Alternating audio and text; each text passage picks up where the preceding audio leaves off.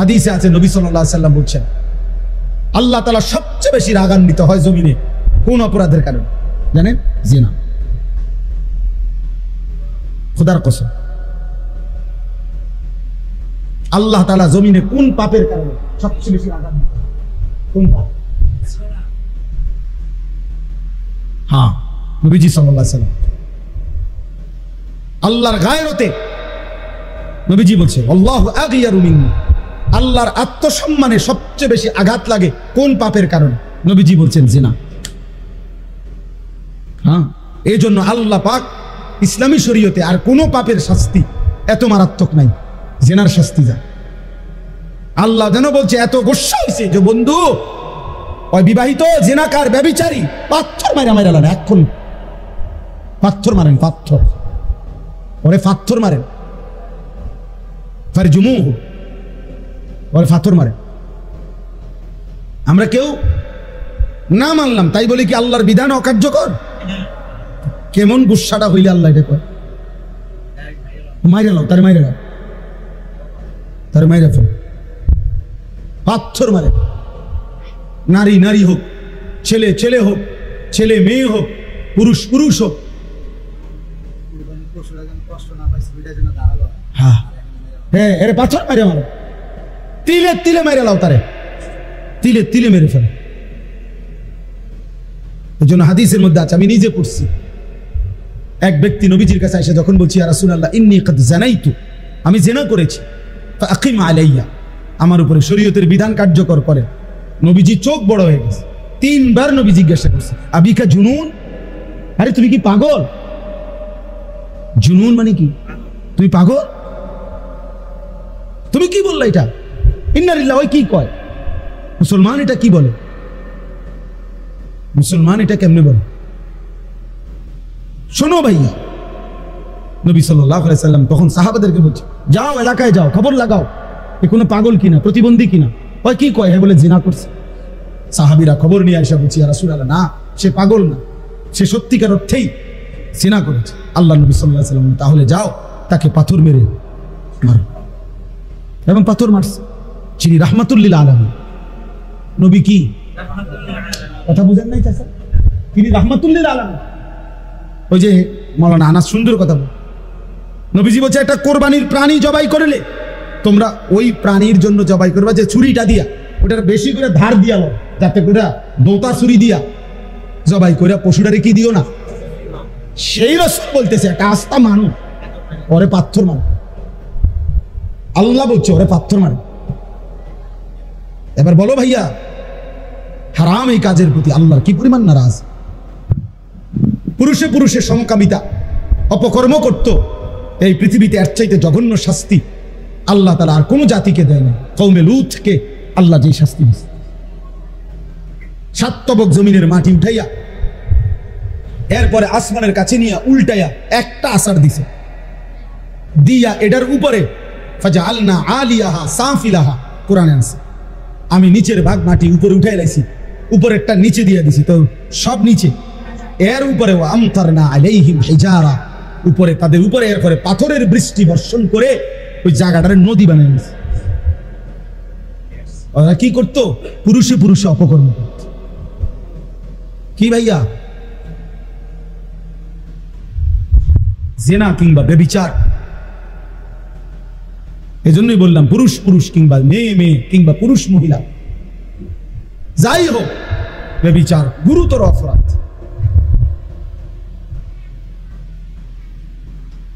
বাপসা সামনে দেখি এত বেশি আর কইতে পারলাম না, মনটা সাইডে আরো কইতে এত বেশি কিছু তো যুবক জিন্দগির প্রতি সময় প্রতি মুহূর্ত থেকে আখিরাতের পুঁজি সংগ্রহ করে। দুইটা নিয়ামত আল্লাহ নবী সাল্লাল্লাহু আলাইহি সাল্লাম বলছেন যখন থাকে মানুষ কদর করে না, কিন্তু ওই দুই নিয়ামতই তার জীবনের মূল পুঁজি। এক হলো আসিহা, সুস্থতা, দুই হলো ওয়াল ফারাগ, অবসর, সময়। সুস্থতা এবং অবসর, সময় আছে, এই দুই নিয়ামত যখন মানুষের কাছে থাকে মানুষ কদর করে, অথচ এই দুই নিয়ামতই তার পুঁজি। আল্লাহ তাআলা সুস্থ রাখছেন তো সে যাবতীয় কাজ করতে পারে, আল্লাহ তাআলা সময় দিছেন, হায়াত দিছেন, তাহলেই সে সব কাজ করতে পারে। যার হায়াত নাই সে বন্দিগি করবে কেমনে? যার সুস্থতা নাই সে বন্দিগি করবে কেমনে?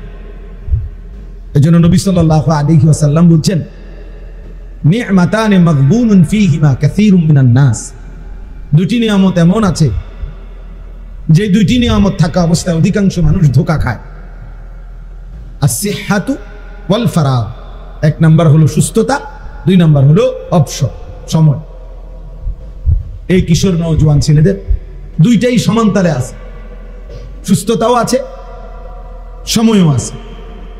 ঘন্টার পর ঘন্টা তার হাতে অবসর, কিন্তু সে কিছুই করে না। পূর্ণ সুস্থ সবল সুঠাম, অতিরিক্ত কোনো রোগ শোক কিছুই নাই। মানুষের প্রকৃত অর্থে স্বাভাবিকভাবে 40 বছরের পরে মানুষের রোগ ব্যাধি শুরু হয়। 40 বছর পর্যন্ত মানুষ যৌবন থাকে, সুস্থ সবল থাকে। তাইলে এটা আমরা কদর করা আমাদের উচিত। আল্লাহ নবী সাল্লাল্লাহু আলাইহি ওয়াসাল্লাম বলছেন, ইগতানিম খামসান ক্বাবলা খামসিন। 5টি জিনিস আসার আগে 5টি জিনিসকে কদর করো, গনিমত মনে করো। এক নম্বরই হলো শাবাবাকা ক্বাবলা হারামিক। বৃদ্ধ আসার পূর্বে যৌবনকালকে কদর করো, যৌবনকালকে কদর করো। এক নম্বরে প্রথম এটা। ফারাগাকা ক্বাবলা শুগলিক, ব্যস্ততা আসার আগে অবসর সময়টাকে কদর করো।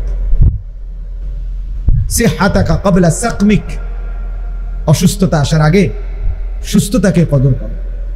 গিনাকা ক্বাবলা ফাকরিক, অভাব আসার আগে সচ্ছলতার সময়, এখন টাকা পয়সা আছে, এখন দান সাদাকা করো, এখন হজ করো, এখন উমরা করো, এটাকে কদর করো। হায়াতাকা ক্বাবলা মৌতিক, মৃত্যু আসার আগেই হায়াতকে কদর করো, হায়াতকে কদর করো। তাহলে আমরা প্রত্যেকে এটা মনে রাখতে হবে।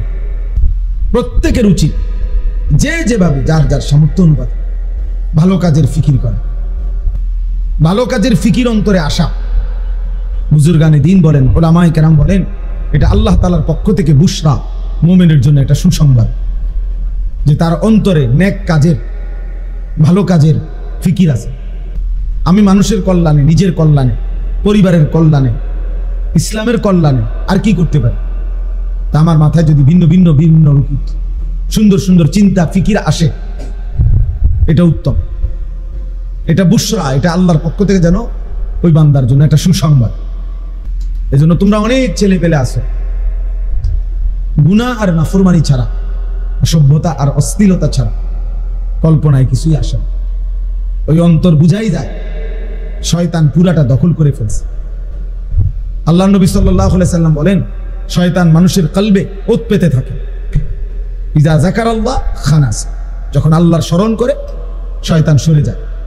ওয়া ইজা গাফালা, যখনই আল্লাহর স্মরণ থেকে গাফেল হয়ে যায়, ওয়াসওয়াসা, তৎক্ষণাৎ শয়তান তাকে গুনাহের ওয়াসওয়াসা দিতে শুরু করে। আল্লাহ তাআলা বলেন, ওয়া মান ইয়াত্তাবি খুতুওয়াতিশ শাইতান, শয়তানের রাস্তা যে অনুসরণ করবে, মানে গুনাহের রাস্তা, ফাইন্নাহু ইয়া'মুরু বিল ফাহশা ওয়াল মুনকার, শয়তান তাকে সারাক্ষণ অশ্লীলতা, বেহায়াপনা, অসভ্যতা এবং যাবতীয় গুনাহের আদেশ করতে থাকবে। আল্লাহ তাআলা কোরআনুল কারীমের মধ্যে বলছে, আশ-শাইতানু ইয়াইদুকুমুল ফাকরা, শয়তান তোমাদেরকে অভাব এবং দারিদ্রতার ভয় দেখাবে, এবং ওয়া ইয়া'মুরু বিল ফাহশা ওয়াল মুনকার, অশ্লীলতার, বেহায়াপনা, গুনাহের কাজের আদেশ করবে। তাহলে অবসর থাকলেই শয়তান এসে বাসা বাঁধবে। আর তখন শয়তান যারে ধরতে পারে তাকে সে শুধুই অসভ্যতা, অশ্লীলতা। শয়তানের প্রথম কুমন্ত্রণা কি? শয়তানের প্রথম কুমন্ত্রণা হলো নারীকে কেন্দ্র করে গুনাহ। এটা মনে রাখবে, জোয়ান হোক বুড়া হোক, শয়তানের কাছে যে ধরা খায়, শয়তানের কাছে যে নিজেকে সঁপে দেয়,